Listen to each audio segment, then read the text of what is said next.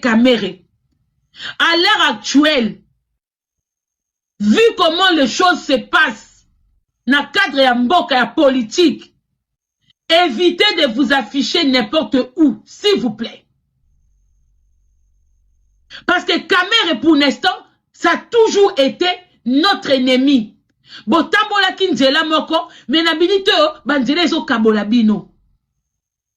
Na minute oyo, banzela ezo kabola bino. Vous pouvez recevoir une invitation,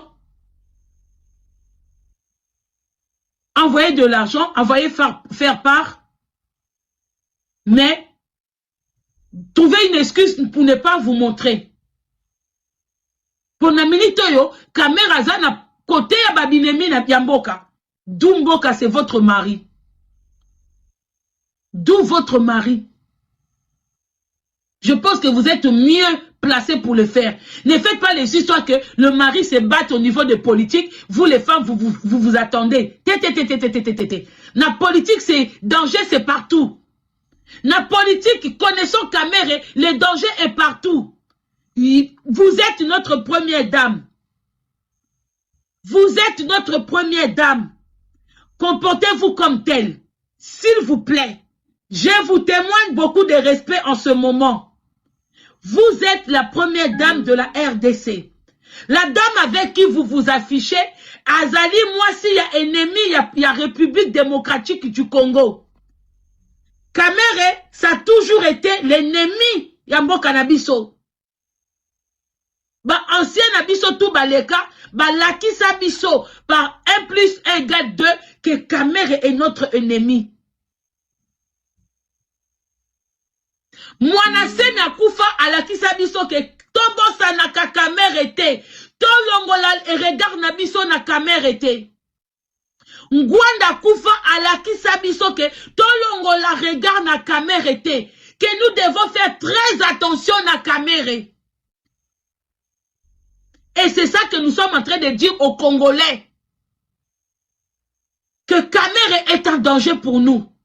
Alors vous affichez à côté de la femme de Kamere, c'est mal aperçu pour Nabiso. Cette dame n'est plus notre femme à nous. Elle a été, atikala mama ya bana Nabiso, mais azagasusu mwasi Nabiso te. C'est une femme otoyebi intérêt na esike kendaka. Aza mwasi moko, elle peut nous trahir facilement quand il y a de l'argent.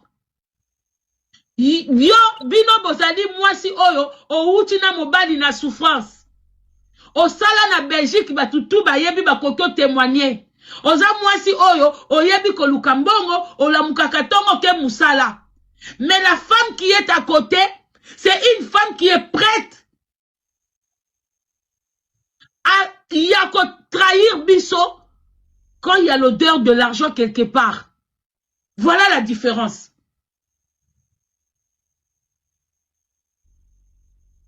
Aza na facilité à trahir quand il y a l'argent. Aza na samoko ya patriote ya mboka na biso te. Mais yo zali première dame na biso.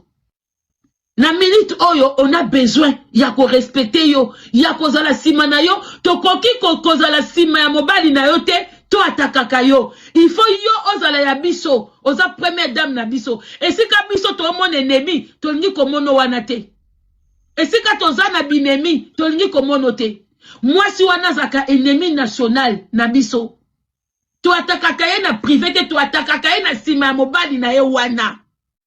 O aza ennemi na biso. Bana n'a rien à voir.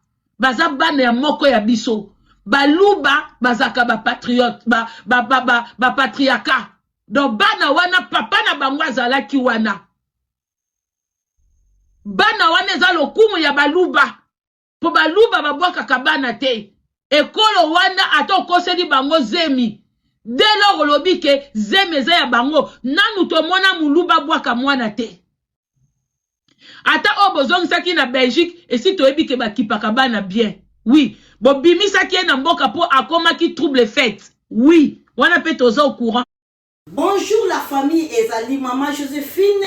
Liboso na bino aye ko présenter bino ba produit ya aloe vera living product. ba produit oyo eza ba complément alimentaire eza biloko ya kolia eza ba vitamine na biso oyo ezosunga biso mpona ba santé produit oyo eza liboso na biso na ye kopresente biso bandeko ede ngai mpona problème ya ménopause na umeli na problème ya ménopause et déranger ngai makasi parce que ménopause ezali manque ya ba hormone alors ba hormone na ngai esilaki nde eyaki kokoze nga problème ya tension ekoze nga ba problème ebele na nzoto maux de tête oubli nakomaki na oubli moko kosaka nango te insomnie nzoto pasi babouffée de chaleur eyaki kisusu kokrele nga problème ya nerf sciatique na bade kokoka kotambola te komouve te kogumbama te mais sikoyo nakomi très bien à travers baproduit oyo yango nalobi non esenge na ngai na partager na famille na ngai na communauté na ngai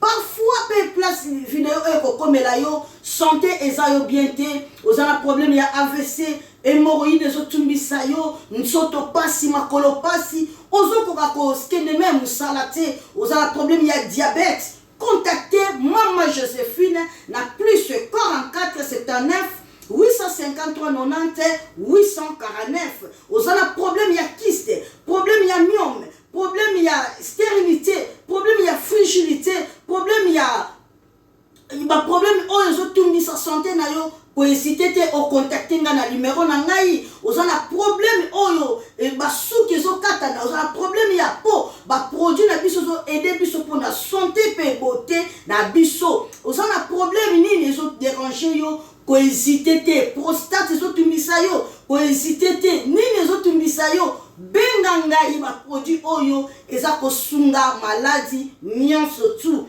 alors santé yango eleki nyonso soki santé eza malamu te okoki mpe kosala oyo oza nango te mais ba projet na yo okosala yango te alors contactez biso na plus 44 79 853 90 849 alors okozwa ngai moko na telefone pe na kosunga yo santé na yo na ya ngai eza na prix te na lingaka bino mingi ya ngwana na yeli bino ba produit ya kitoko oyo ekota na ndaku na yo e restaurer santé na yo e bikisa yo ba produit ya aloe vera living products. Merci beaucoup. La santé n'a pas de prix. Bye bye. Na évité vidéo oyo ernime kokoma et comme la bino ezali Mama Joséphine Mama Zozo na yebi bino solution oyo ezali solution ya ba problème na biso ba problème na biso yango ezanini ba problème na biso yango eza ba problème ya santé eza ba maladie oyo eza kati na biso ma maladie telle que diabète, tension, AVC, prostate, ba hernie, ba maladie wana nyonso tout oyo ezo déranger biso ba ménopause, mutu pasi, maladie nini, épilepsie, maladie nyonso tout oyo ezo déranger ndeko na yo, oyo aza pembe na yo ezo déranger mwana na yo, oyo ya cancer, oyo ezo déranger biso solution yango yo na yeli yo solution ya ba produit na biso ya naturel ba produit oyo ezali ba complément alimentaire ba produit oyo ezali 100% naturel ba produit na biso ya Occident ndeko nanga na yeli yo ba produit oyo eza juste biloko kolia oyo tozo ko compléter na nzoto na biso. Pourquoi? Parce que monde entier monde est déjà pollué. Ils ont pollué à partir de biloko otozolia.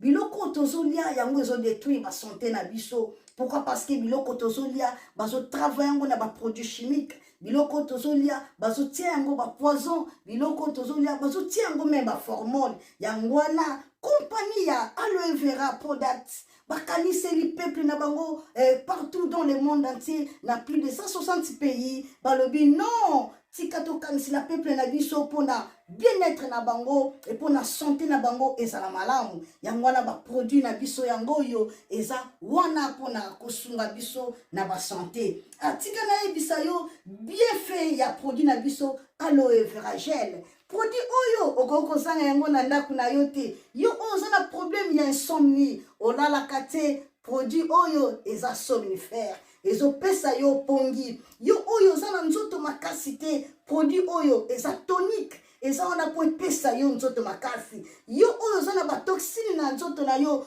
produit oyo eza détoxifiant eza kodétoxifie nzoto na yo eza kopurifie makila na yo eza kosukula bavene na yo produit oyo eza na ba bienfait ebele produit oyo kosoigner yo mpona estomac produit oyo kosoigner yo mpona constipation produit oyo eza produit moko eza kosunga système immunitaire na biso yango wana ndeko yo kokozanga baproduit oyo te mpona santé na yo santé eza na prix te santé eza na prix te yango wana somba produit oyo soki omilingaka pe olingi libota na yo olingi mobali na yo olingi bana na yo te okozanga produit oyo te yango na yo kopresente yo produit ya aloe vera gel yango soki olingi kozwa yango lolenge nini contactez Maman Joséphine la plus c'est 44 79 853 90